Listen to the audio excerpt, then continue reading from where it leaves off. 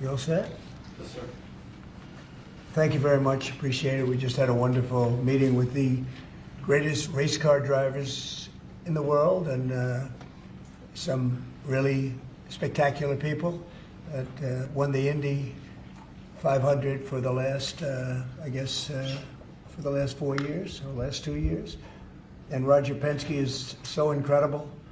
And the Daytona winners and the Daytona 24-hour champions. So it was really great to see them and to see those cars. Those cars are incredible. So there's a lot of winning out there, and we're having a good day in the stock market, as you can see, an all-time record day, and hopefully it continues. I think it should.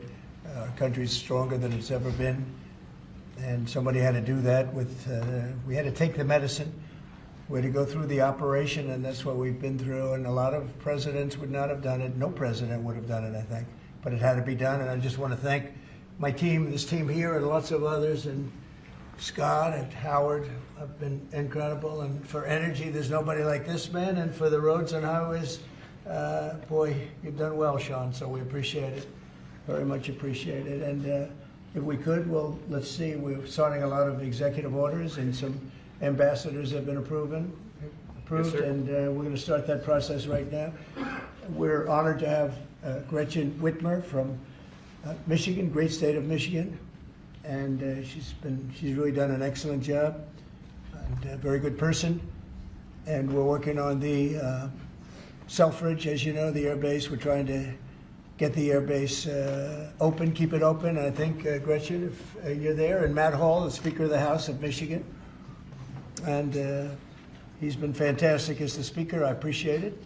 We won the state, Matt, and We did. you helped me a lot. I did, and you made me speaker, so thank you, Mr. President. That's good too. And Gretchen, I think everybody knows. So we're working on that very hard, and I think we'll come home with a winner for Michigan, okay? I just spoke with the Secretary of Defense. Sometimes we call him the Secretary of War. It used to be called the Secretary of War. They changed it when we became a little bit politically correct. But I think we're in great shape. We're going to be in great shape. So thank you very much for being here. Thank you very much, Matt. Congratulations. Great job. So we'll start with the first orders. And I think we have one for a man named Mike Huckabee. Does anyone know Mike Huckabee? Yes, sir. He's going to be a great ambassador to Israel. And they're thrilled to have him, that I can tell you. Go ahead. Yes, sir. So the Senate confirmed Governor Huckabee to be your next ambassador to Israel earlier today. That's his commission as ambassador. And then we also have a transmittal letter to the President of Israel requesting that he accept Ambassador Huckabee's credentials. He's going to be fantastic. He's going to bring home the bacon. And then Even though bacon isn't too big in Israel. that's just the third letter. I had to clear that up. Well said.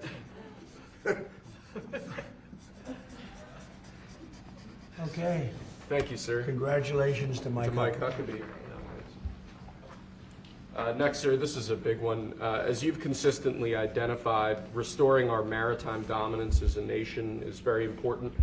From shipbuilding to having a merchant marine that's capable of supporting American military efforts, really up and down the line, restoring maritime dominance has been a priority of this administration.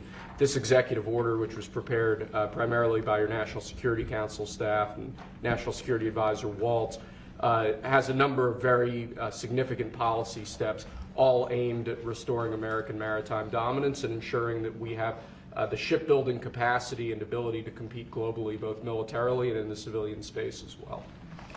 And that could be a good one for Michigan too, because we're going to be spending a lot of money on shipbuilding. We're way, way, way behind. We used to build a ship a day, and now we don't do a ship a year practically, and we have the capacity to do it. So we'll talk to you about that. Okay, Matt?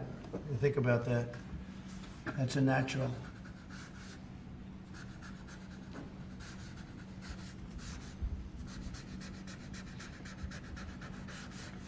Okay, shipbuilding. That's a good one. Thank you. Thank you, sir. The next executive order relates to defense procurement.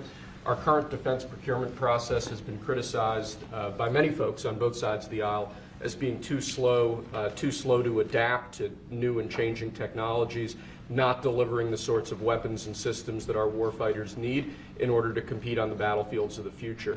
So with this executive order, we're going to be modernizing the procurement structure that the Department of Defense uses to allow it to more quickly adapt to changing circumstances around the world. And we're also going to be launching a review of existing procurement programs to ensure that we're getting value for the money and to ensure that we're getting the best possible systems in the field. And which are currently horrible. I'll tell you, they're horrible. That process is ridiculous, what they do. They get the highest price and not even good-looking equipment, and we're changing it. We're going to change it to the best. So this is very, very important.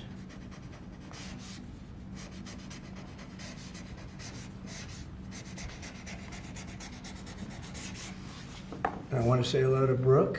Well, sir. Look at Brooke. She got the cost of eggs down 87%. 87%, Governor. We have somebody that's done a great job at Department of Agriculture, and Kristi Noem, who perhaps a few of you have heard of. She has done the most unbelievable job as somebody that's watching over our country at the border, and with Tom Homan and your whole staff of tremendous people. So thank you. Who would think that she is like meant for that job, huh? She's meant for it. So I just saw you there both. Thank you very much. Thank you. Good work. Okay. We'll do it later, please. Thank you, sir. Lastly, in the defense space, one persistent issue that we've had in terms of the issue of foreign defense sales, that we're unable to provide weapon systems in a reliable, effective way to key allies of ours, and a key driver of that is inefficiencies and inconsistencies with the process by which we approve foreign military sales. So this executive order is going to direct your Department of Defense, Department of State, other relevant departments and agencies to rework our system of foreign defense sales to ensure that we can provide equipment, creating American jobs and providing obviously revenue to American defense manufacturers, but provide key military equipment to our key allies in a reliable, effective way. Okay, that's good. All very important.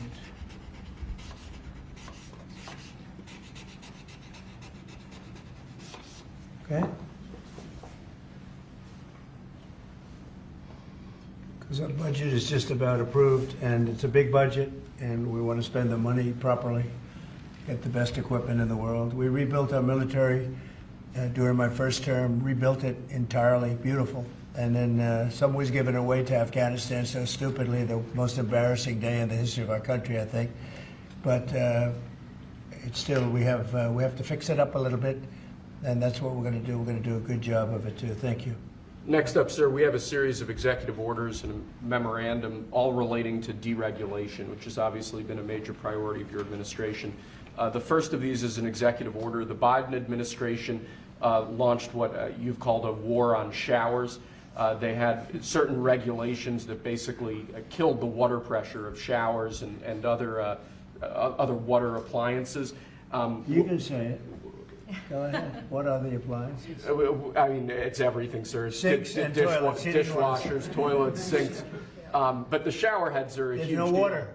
You don't get water. It's ridiculous. So with this executive order, we're effectively going to be reversing that set of regulations to ensure that Americans have choice in the consumer market. If they want a low-flow shower head, they can buy one. If they want a real deal shower head, they should have the ability to get one. That's true. You buy a new house, you pay a lot of money, and the developers, you're not allowed to do anything more. They put restrictors on. They used to have a restrictor where you could take it out, but now they weld it in. And you take a shower or wash your hands, whatever you do, including dishwashers where no water comes out. But you wash your hands, and in my case, I like to take a nice shower to take care of my beautiful hair. I have to stand under the shower for 15 minutes till it gets wet. It comes out drip, drip, drip. It's ridiculous. And what you do is you end up washing your hands 5 times longer. It's the same water. and we're going to open it up so that people can live, and we're going to hopefully have Congress approve it so it's memorialized.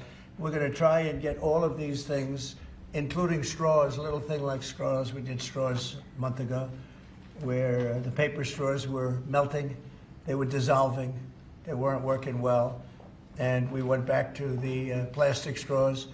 We're going to get Congress to memorialize just about everything we've done here, because most of it's common sense. But the water is horrible. When you go into anytime you see a new faucet, you know it's going to be a long wash of the hands. And so we're changing. It's a big deal. I did it in the first administration. Biden came in his first week, and he had no idea what he was doing, but somebody told him to do it. In his first week, he put the restrictions on all the bathroom utilities. Even in areas that have so much water, they don't know what to do with it. You see those areas all the time with the flooding. So we're doing that, and we're going to get all of the things that you've seen. I think we set a record. We're up to almost 200 and 500 amendments. Nobody's ever done that many. We're going to get them approved by Congress so they're memorialized. And we look forward to doing that. Very important. And Congress is going to start working on it as soon as we get the big, beautiful deal done. The big, beautiful deal is important. The biggest tax cuts in the history of our country, that's important.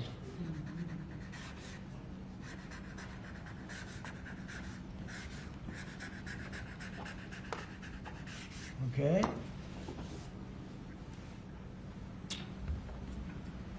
Okay, is that okay? Good. It's a 10. You think a good shower. We rate the signatures. That was a 10, that's why. This is another executive order relating to deregulation, sir. There are a lot of regulations on the books that either promote monopoly directly or prevent new market entrants from entering into a given market. The net effect of that is very negative for consumers. So what this executive order is going to do is direct your departments and agencies to work with the FTC, with the Attorney General, with the Department of Justice, to ensure that the regulations we have on the books don't function as anti-competitive barriers to new market entrants. The net effect of all of that is going to hopefully be market forces that redound to the benefit of consumers and ordinary Americans as opposed to monopolistic businesses. I said yesterday, he was a great, great student at Harvard before it went bad. It's gone really bad. Now they're teaching their students mathematics, basic mathematics. Can you believe it? So what does that mean? They're allowing people in that can't add 2 and 2? What's going on at Harvard? I went to law school there, sir, and it was pretty liberal when I was there, but it's gone way off the deep end in recent years. I don't know if you read that. They're teaching them basic mathematics, people that got accepted to Harvard. How come they got accepted if they don't have mathematics? And we're holding back $8 billion. Can we believe? We give Harvard $8 billion. And we're holding back Columbia. We're holding back a lot of the schools because they were woke. And they've hurt a lot of people. Okay? Thank you. Thank you, sir. Okay? There are a large number of regulations on the books. These are regulations that are currently in effect that we believe blatantly violate the law, blatantly violate Supreme Court precedent that otherwise are just blatantly illegal. So what this presidential memorandum does basically just directs the heads of your departments and agencies to follow the law and to cease enforcing regulations that are blatantly illegal or unconstitutional. It's a big deal.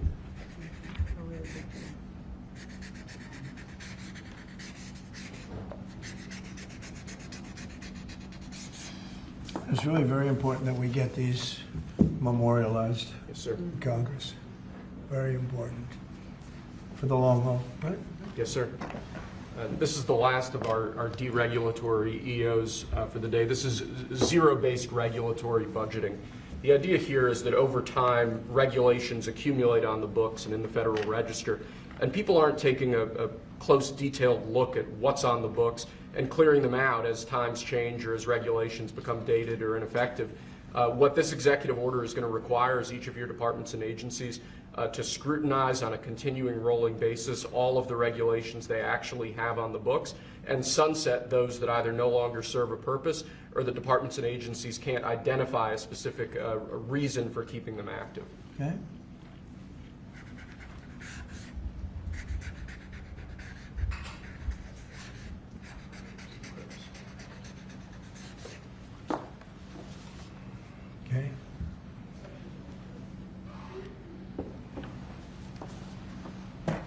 Sir.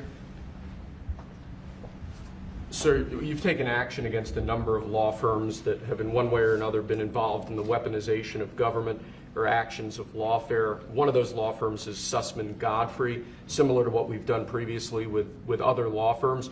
This is an executive order that takes certain measures against Sussman Godfrey to ensure that they can't access government resources, government buildings, scrutinizing certain aspects of their practices as a law firm, given their previous activities.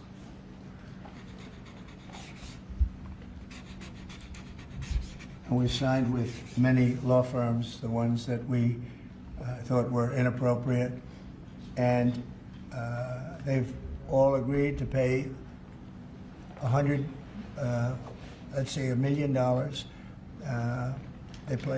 They went for some pretty big numbers. I guess we have a total. What do we have? What's the total about? What's the total right now, Steve? About, would you say? Getting close to probably 600-700 million now, I would think. We've multiple at 100 million, some at 125 million. So the numbers are adding up. We're going to be close to $1 billion soon. One at $40 million. Millions of dollars an hour. But they don't admit guilt.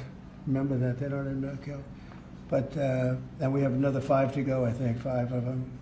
And this one is just, we're just starting a process with this one. Yes, sir. Because there were some very bad things that happened with these law firms. And this firm is very involved in the election misconduct. Weren't they all involved in the election misconduct? I think they were all involved. Yes. Anyway, so they went from $40 million to $125 million.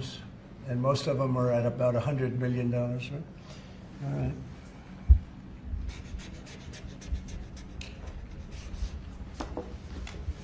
Thank you. Thank you, sir. The next presidential memorandum we have for you relates to Miles Taylor. You may recall that Miles Taylor served in the Department of Homeland Security during your previous administration. In his capacity with the Department of Homeland Security, he leaked classified information. He wrote a book under the pseudonym Anonymous, making outrageous claims both about your administration and about others in it. What this presidential memorandum is going to do, one, it's going to strip any active clearance that he has in light of his past activities involving classified information. It's also going to order the Department of Justice to investigate his activities to see what else might come up in that context, given his egregious behavior during your previous administration. And I had no idea who this guy was. I had no idea. I saw him on CNN, or one of them, I guess CNN, a lot. He'd be on all the time saying that the president is the president. I had no idea. It's like, you know, in this office you have a lot of young people, and they're here. I'll see him for 2 minutes, and I assume he was in the office, but I barely remember him. Barely remember him. It was somebody that went out and wrote a book and said all sorts of terrible things that were all lies, and it was like he was this gentleman or that gentleman, like I dealt with him all the time. I had no idea who this guy. I said, who the hell is Miles Taylor? And he made a living on going on CNN talking about the president. And I think what he did, he wrote a book, Anonymous, said all sorts of lies and bad things. And I think it's like a traitor. It's like spying. He walks into the office. He's supposed to be sitting here. A lot of people, you know, I'll be here and there'll be 20 people standing in the room. There'll be oftentimes young people in the office. I assume he was one of them at least. But I didn't know anything about him. And he wrote a book, Anonymous, and I always thought it was terrible. And now we have a chance to find out whether or not it was terrible. But it was a work of fiction. Had a lot of publicity, got himself a nice job with CNN, or one of them. And I think we have to do something about it. You can't have that happen. If that happens to other presidents, it wouldn't be sustainable for other presidents. They seem to be able to sustain. But if that happened to other presidents, I mean, it's just unfair. And if it was a Democrat president, I'd say that's a terrible thing. A thing like that can happen. That's a terrible thing. And it's time to find out whether or not somebody can do that. Can they write a book about very confidential meetings and you know, because they happen to be one of a lot of people in a room, and they go out and write a book, and worse than that, call it anonymous, like it's a big deal. And everybody's saying, who is it, who is it, who is it? Then it was found out who he was a long time later, and he got a lot of publicity off that one. He's like a promoter. But we're going to find out whether or not somebody's allowed to do that. I think it's a very important case, and I think he's guilty of treason, if you want to know the truth. But we'll find out.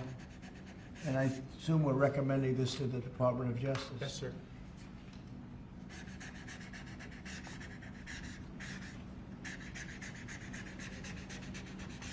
Okay, good.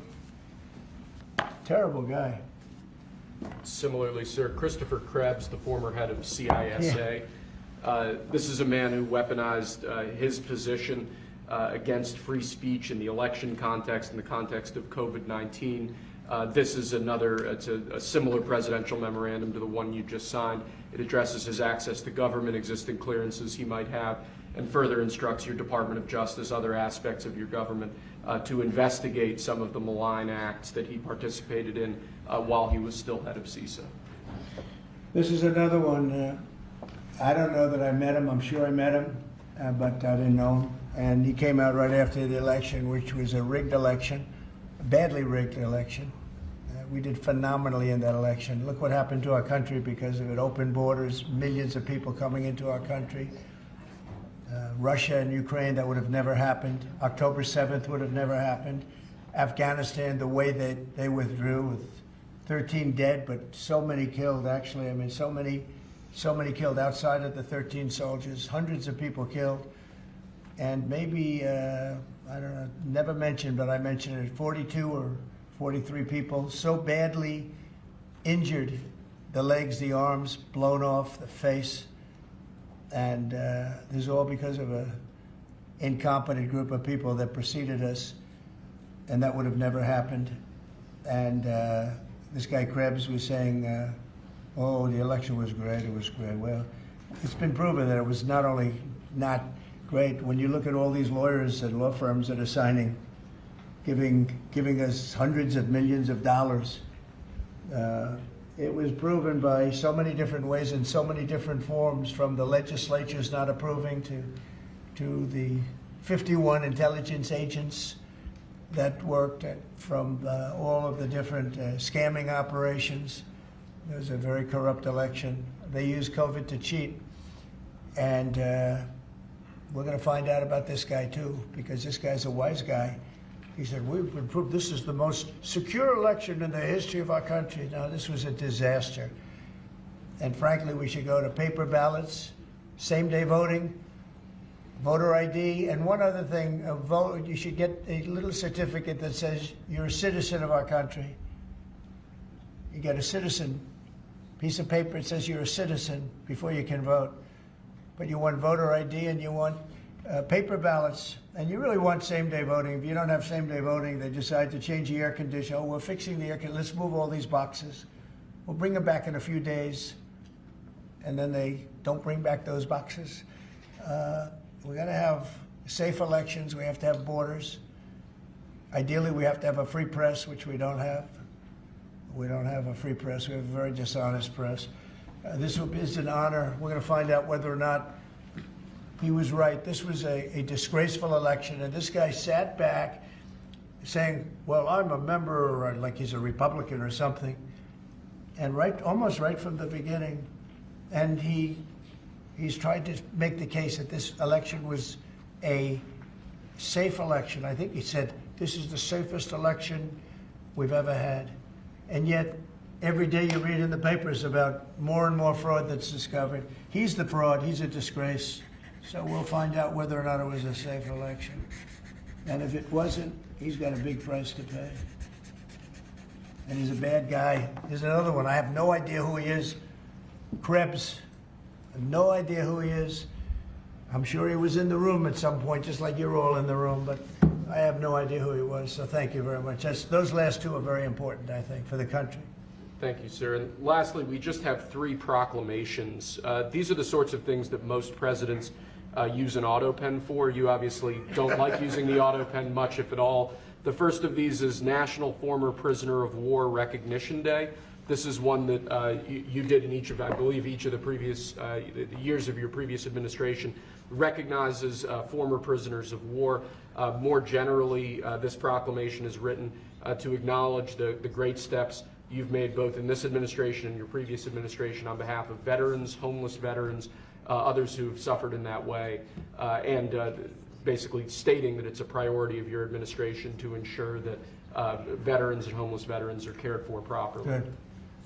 And you know what, they ought to find out who was using that auto pen, because whoever that person was, he or she was like the President of the United States, and I'm against auto pens. I think auto pens are not a good thing, especially when you're talking about documents like we're signing today.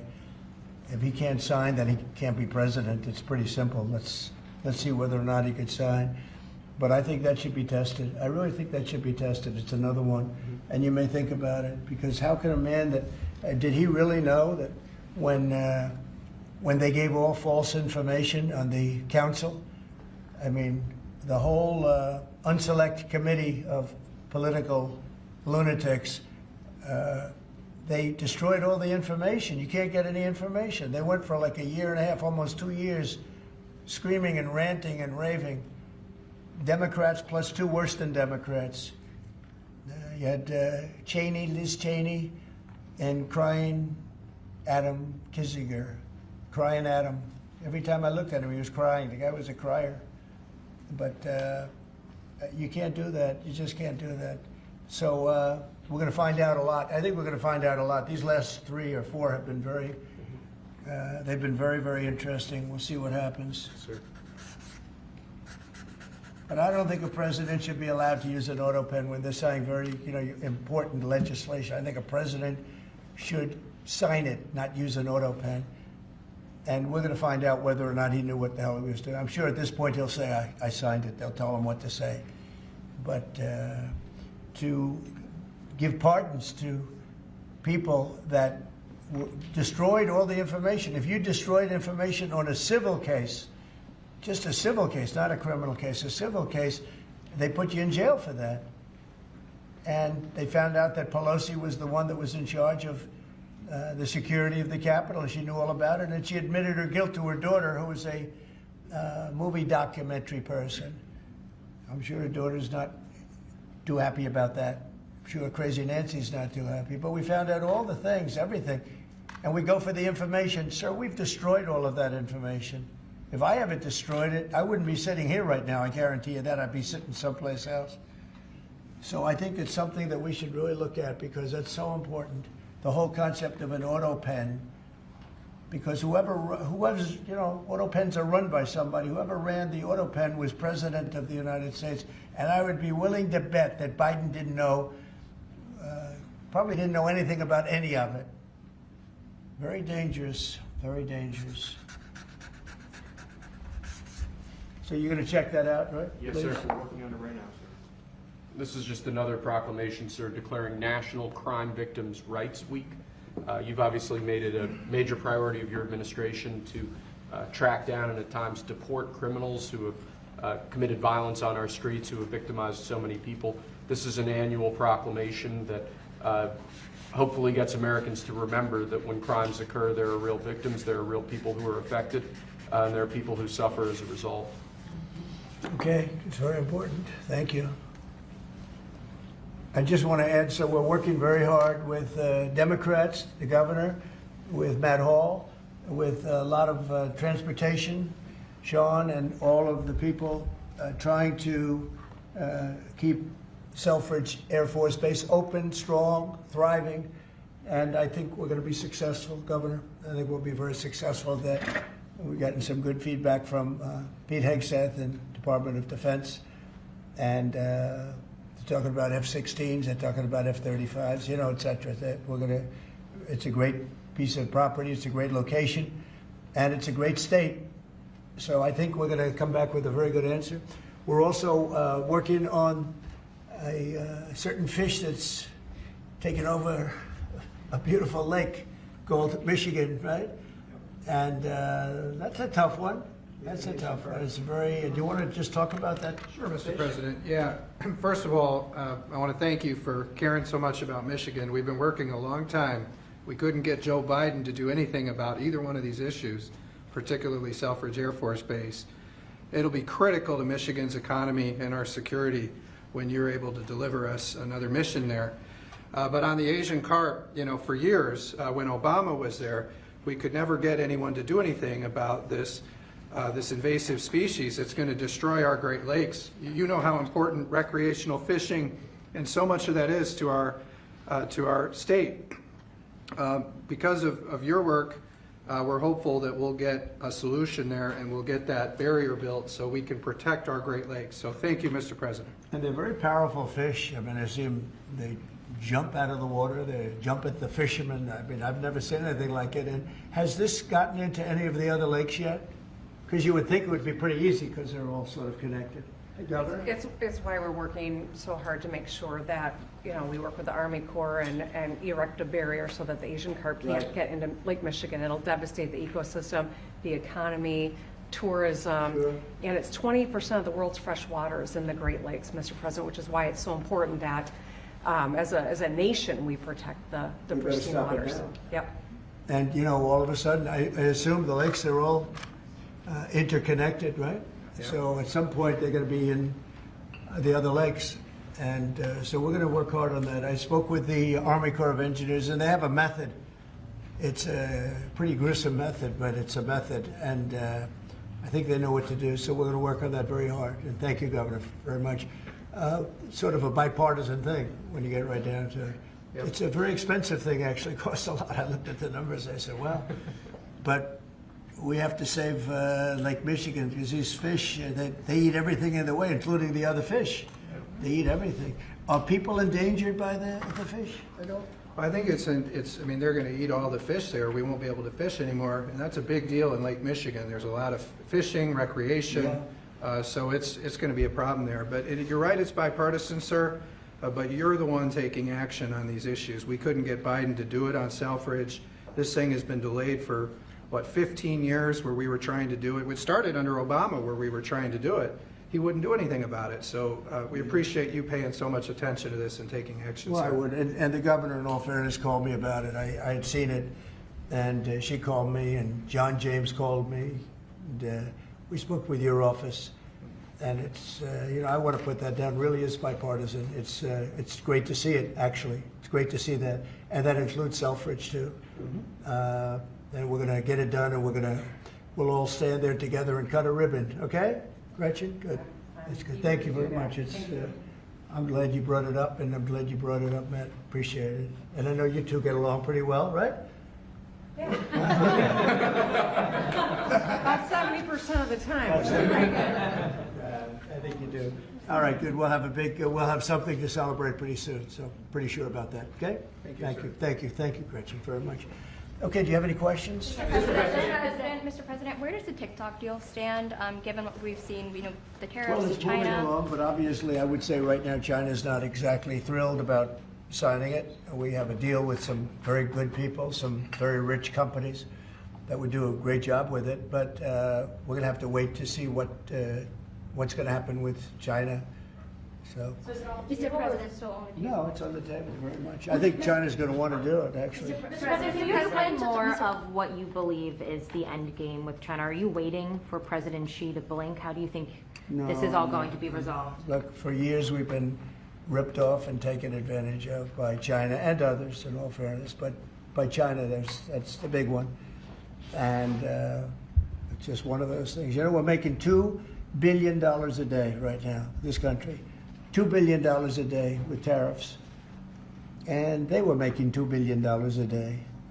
We'll be making more. Now when you see what happened today, I don't know if it's still there. You know, I looked an hour ago, but we were up like close to 3,000 points. Nobody's ever seen a day like that. I think that's a record, isn't it, fellas? Definitely. Is that a record? Who would have thought we were going to have a record like that after watching? But because the geniuses of the world, they get it. Our country is very strong. We were left a very, very weakened country, both economically, financially, because of all of the tariffs and all of the other companies just raiding us and ripping us off, and also at the border where 21 million people were allowed to come in. Many of those people were criminals. And but the people that do this for a living, and some of them are very smart and some of them aren't smart at all. But these guys are very smart, and my group is very smart. My whole group is smart. And you've done so amazing on the border. I read the other day that there were 9 people and hundreds of thousands 2 years ago with Biden, and we had 9. We had it down to 9, and they were all let in for medical reasons. They were in bad shape. We let them in for medical reasons, not even for anything else. So you've been amazing. But that's a big thing. I think it's one of the greatest problems that I've never seen anything like it. Open borders. The whole world was emptied out. Prisons from all over the world, from the Congo in Africa, from Africa to Asia, a lot in South America, but it wasn't just South America. Prisons emptied out. And I said it outside with the drivers before, but El Salvador has been amazing, a job that the president's done. He's coming to see me next week, and we look forward to that. But that's really been amazing. Yes? Mr. President, the EU also announced increases in tariffs today. Why not that's treat... bad timing for them. That's bad timing. Why not They treat said, them right, in they They didn't put them in. No, they threatened Oh, them, I but they think picked a later date, which our expectation is it's going to be later still. Okay. I'm glad that they held back. You said you were watching the market. If this was the strategy all along to bring them to the table, why did you instruct or advise, or maybe they did it on their own, some of your top aides to say this is not a negotiation, to hold the line, that they were going to hold the line, that you were not going to change Well, your a lot mind? of times it's not a negotiation until it is, and that happens. And, you know, I said outside that you have to have flexibility to do it right, and that's what we have. We brought everybody to the table, and it may not be a negotiation. It may not last. I mean, you know, things may be asked that I think are not fair to us. Look, we've been ripped off by essentially everybody for 35 years. This is not just a new thing. And Roger Penske just left. He's a great gentleman, great man, actually. And he said no other president would have had the guts to do this. And I believe that's right. They wouldn't have done it. They should have done this a long time ago. A long time ago they should have done it. I started it with China. I took in hundreds of billions of dollars in tariffs and taxes from China in my first term. And we had the greatest economy. We were up 88% on the stock market. That was the greatest ever in the history of our country. But it had to be done. It's something that had to be done.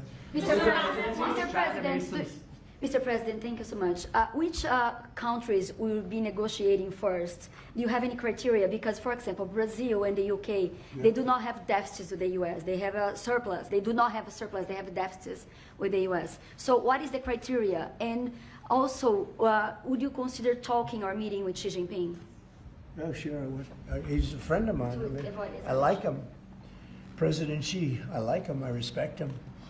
But they haven't treated our country right. Sure, I'd meet with him. On the other countries, we have Japan is here, and South Korea is here, and others are here, and we're trying to see them. It's, from what I hear, it's much more than 75. I said 75 plus. So many. It's everybody wants to make a deal, actually, and you know we want to do what's right for our country. We also want to do what's right for the world. The world is important. I mean, you know, it's the world, right? And I think we're going to make a lot of people very happy. And I think investing in the United States of America will be the greatest investment that anybody's ever made.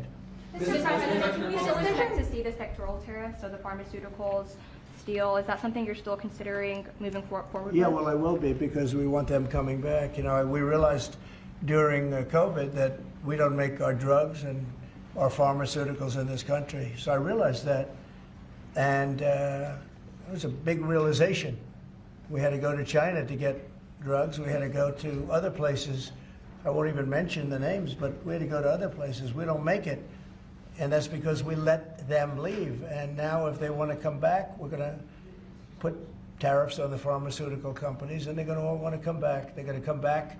I'm not going to pay them any money like Biden with the chip deal. That chip deal was horrible. They give billions and billions of dollars to chip companies. All they have is money. They have so much money.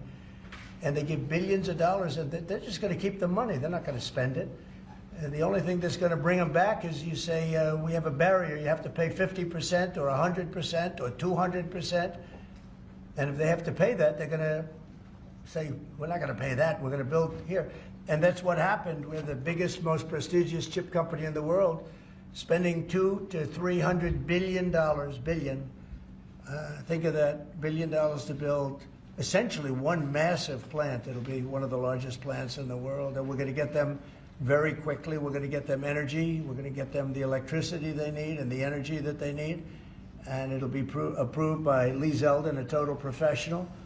And it'll be approved very quickly. And they'll get their zoning very quickly. They'll have everything done in a matter of months. Thank you, sir. You've procured a record amount of private sector investments since your election, $7 trillion. You talked about the importance of all that. Can you talk about how these investments will have a positive impact on families who felt like the previous economy left them behind, and why your executive orders on coal yesterday is so important given the amount of manufacturing that you're ushering back in? Good, thank you. And which is correct. We have, I would say, more than $7 trillion now, right, of investment coming in. Apple is coming in for $500 billion alone. We have other companies coming in with massive numbers. We have car companies that are coming in. No, we've never seen anything like it. Maybe in the 1940s or 50s or something, but we've never seen anything like it. They had 3 plants canceled in Mexico. Not that we want to hurt Mexico, but we're for us. And that's what my job is. It's not to take care of other countries, but I want to help other countries as much as I can, but we have to take care of America first, and it's about America first. So we have many, many companies coming in that would have never come in if we didn't win the election and then put the tariffs on. And they're coming in because when they build in the United States, there are no tariffs. You don't have to pay any tariffs. So instead of paying 30, 40, 50% or 25%, but it could go a lot higher in some of the industries. So we have steel mills right now that are raging. The steel industry was gone. If I didn't put the tariffs on steel, because China was dumping massive amounts of steel in my first term, and I put tariffs on it, I saved the steel industry, but now it's going to thrive, maybe like never before. I mean, if you go back to U.S. Steel from 90 years ago, it was incredible. It was the #1 company in the world for a long time. That's why we don't want to see it go to Japan. And we love Japan, but U.S. Steel was a very special company. We don't want it to go to Japan or any other place. So we're working with them, and I don't know if they need any money now. I'll be honest with you, they hit gold. They hit gold because if you look at it, they have such orders for steel now. It's incredible. What's going on in our country is incredible with respect to plants. So we lost 90,000 plants and factories from the beginning of NAFTA, the worst trade deal ever made in the history of this world, but certainly in the history of trade. There's never been a worse trade deal. We were able to cancel that. We had to get approval from Congress. It was like a disastrous curse because you had to go to Congress to get it terminated. You couldn't just terminate it because it was a bad deal. And you had people in Congress that didn't want to do it because they had other reasons, maybe bad reasons. They're mostly not there anymore, those people. But it's amazing what's happened. I appreciate that question because it's incredible. I don't think we've ever seen anything like it. $7 trillion, and it's much more than that because these are places that we know. $7 trillion is unheard of. I never looked at the Biden numbers, but you could go a whole year and it was peanuts. Everybody was leaving. They weren't coming in, they were leaving. And that means jobs are leaving. And so we're not playing games. We're going to make this country greater than ever before. Thank you for that question. Mr. President, it seems that John has made some... Let her just do that. Oh, yeah, absolutely. Thanks. For the past few days, we've heard from this administration no pause. Was this idea of doing a pause, did that just come about this morning? Can you tell us exactly what came into consideration for you and your advisors? For a period of time, I wouldn't say this morning. Over the last few days, I've been thinking about it. I've been dealing with Scott, with Howard, with some other people that are very professional. And I think it probably came together early this morning, fairly early this morning. Just wrote it up. We didn't have the use of... we didn't have access to lawyers, or we just we wrote it up from our hearts, right? It was written from the heart. And I think it was well written too, but it was written from the heart. It was written as something that I think was very positive for the world and for us. And we don't want to hurt countries that don't need to be hurt. And they all want to negotiate. The only problem is, you know, you can only do so many at one time. It's like, we want to do it right. We want to get it right. We want to take care of them, but we have to take care of our country. So, but this was something certainly we've been talking about for a period of time.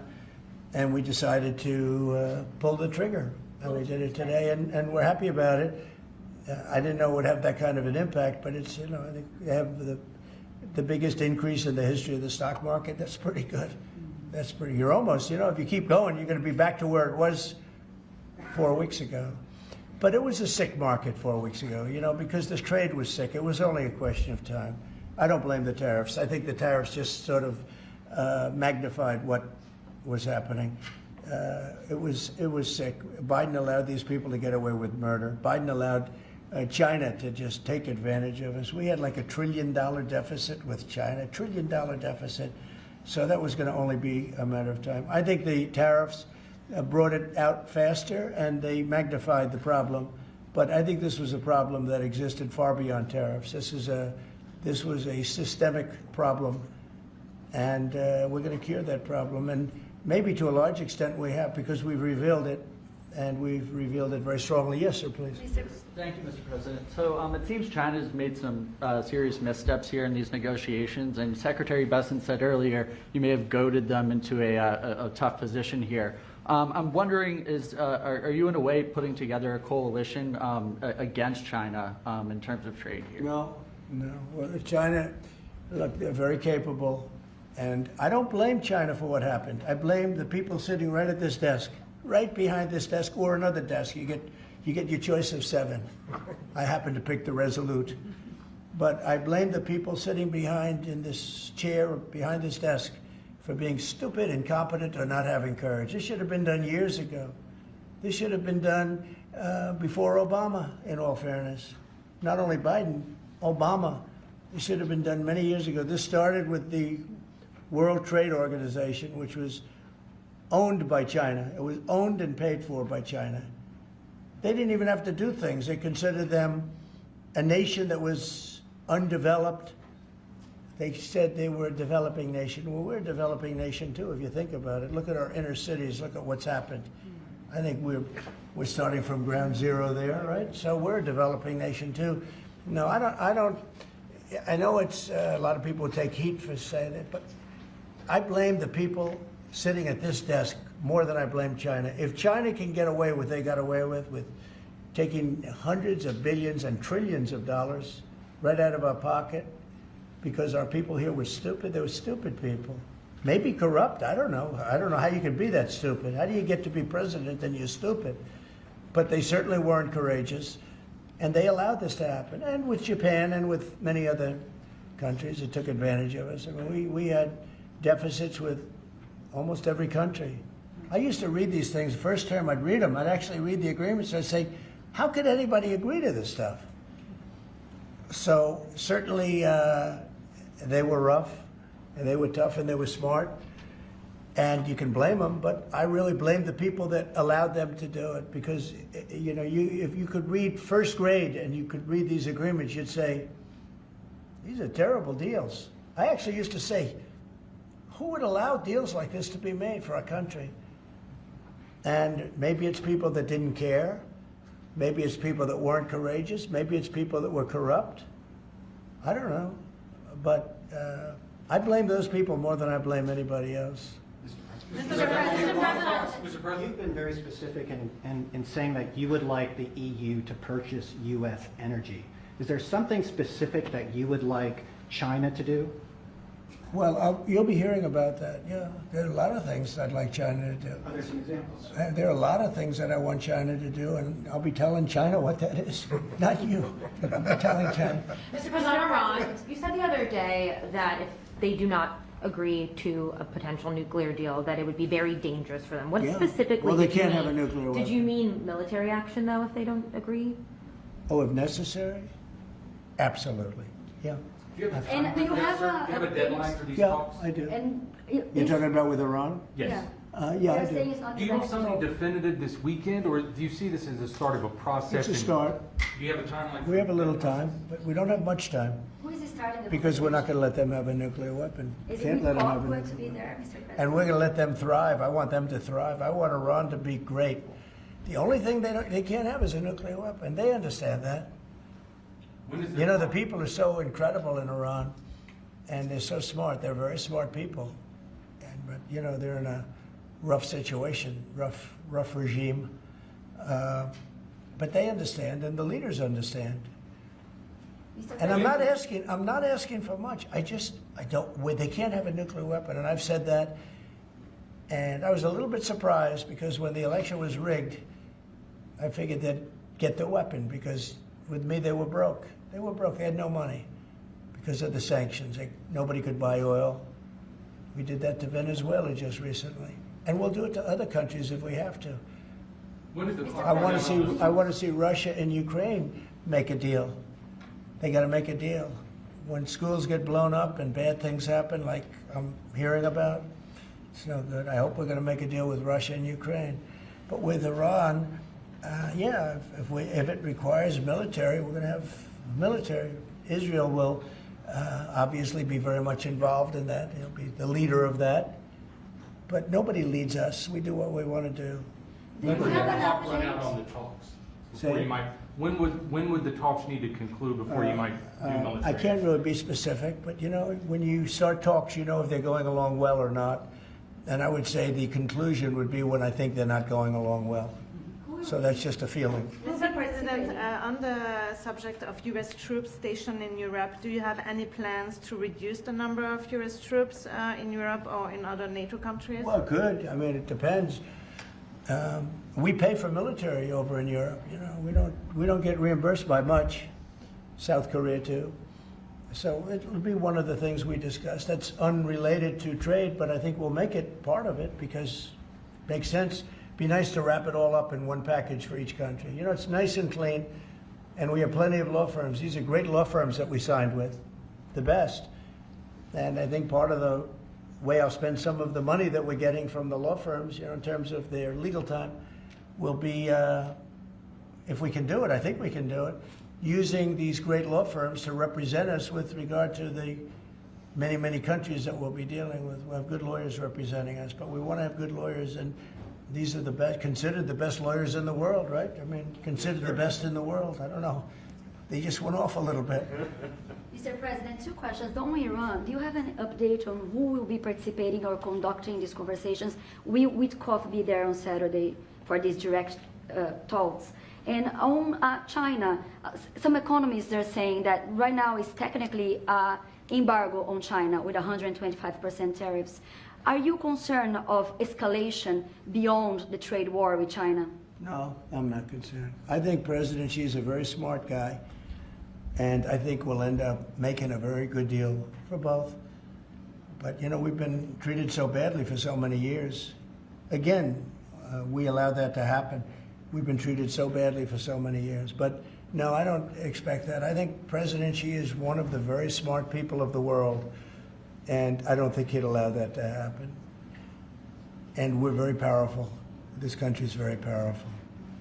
Let me tell you, it's far more powerful than people understand.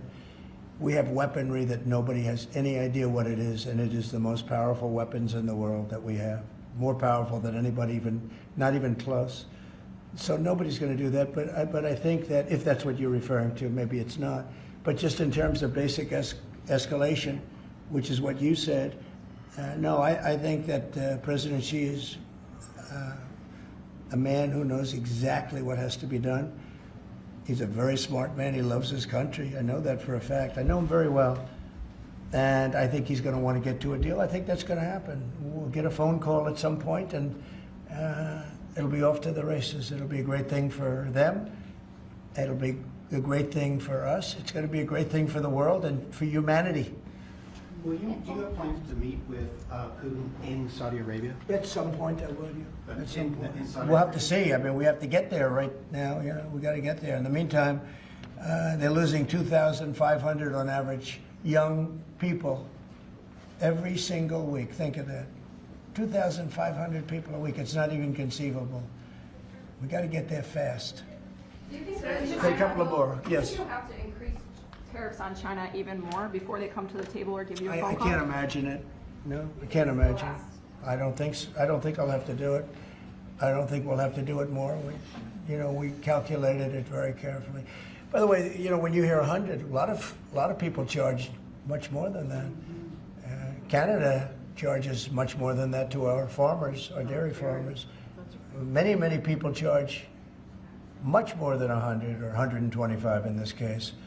But I don't, it's still a significant number. I don't see that again. On the Yeah, investigations. please. Yeah, Mr. President. So do you think some of your tariff critics would prefer, to see the United States go through turmoil than to actually see it succeed just because they are your policies? You mean just leave the tariffs the way they are now and just relax, right? Some people have said that. Look, again, we're making, it'll be soon, much more than $2 billion a day. That's not the worst thing that I've ever heard. So yeah, some people say that. But, we look at the other side too. I think as the United States, we have an obligation to look also at the other side. We want what's good for everyone. I mean, it's America first, but we also want to make sure there's a world that can live happily and all of that. And so, this is the way I look. No, but there are people that say, look, where we are now, I've been in worse positions in my life than making $2 billion a day plus, right? It's really plus. Thank you very much, everybody. Thank you, Press. Thank you, Press. Head it out. Thank you very much. Thanks, guys. Thank you. Head it out. Or the markets are what really changed your mind when it came to The markets right now are extremely good. Thank you. Thank you. Thank you, Press. Thank you. Head it out. Thanks, guys. Here, this way. All right, this way. Thank you. Keep going. Keep going.